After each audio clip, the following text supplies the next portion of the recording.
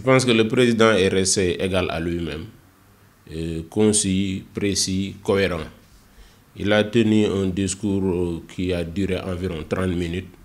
Il s'est adressé à la nation, comme d'habitude.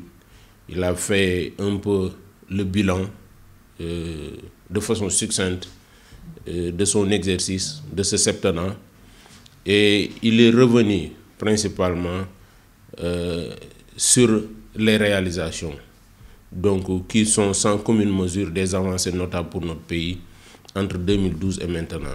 Sur chaque secteur, je pense que ça c'est visible, notamment sur l'électricité, sur l'enseignement, sur les infrastructures et dans bien d'autres domaines. Et il est revenu aussi sur ce qu'il veut faire du PSE2. Je pense que ça aussi c'est important et il faudrait le rappeler, notamment avec son désir de faire de la jeunesse au niveau du PSE2 parmi ses priorités, l'économie solidaire, sociale, l'économie numérique, l'industrie qui viendra quand on aura commencé l'exploitation du pétrole. Vous savez que les prix de l'électricité vont baisser et le Sénégal va être compétitif dans un environnement social et politique stable. Donc les investisseurs vont venir. Et les résultats que nous avons obtenus récemment au niveau du Club de Paris le montrent. Avec un objectif de 2800 milliards, nous sommes passés à 7000 et quelques milliards. Donc ça aussi, je pense que tous les Sénégalais doivent être fiers de ces résultats. Je pense que le président s'inscrit dans une continuité et dans son discours même, le mot continuité, perspective est revenu encore plusieurs fois. Donc dans l'analyse du discours, les spécialistes, s'ils le faisaient, vont voir que lui s'inscrit dans le temps de l'action.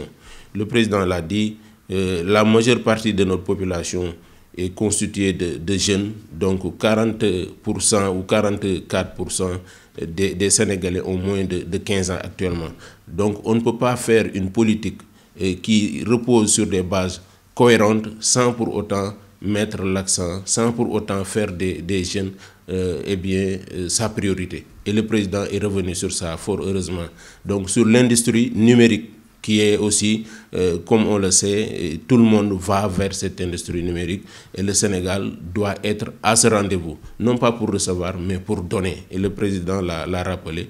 Je pense que sur l'industrialisation aussi et sur la conservation de notre patrimoine forestier. Donc cette résilience qui est nécessaire parce que nous sommes un pays sahélien et on parle souvent de changement climatique actuellement.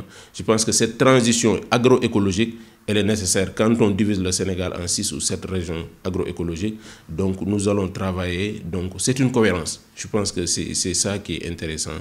Et c'est cette cohérence-là qui, annoncée dans les réformes au niveau de ces points qui étaient soumis à l'appréciation des Sénégalais dans l'inscription sur la Constitution, donc la conservation des ressources naturelles. Si le président vient dans sa deuxième phase du PSE, inscrire encore cette conservation de notre patrimoine forestier, vous voyez là cette cohérence qui existe dans sa démarche, dans sa vision. Et c'est ça qui est salutaire.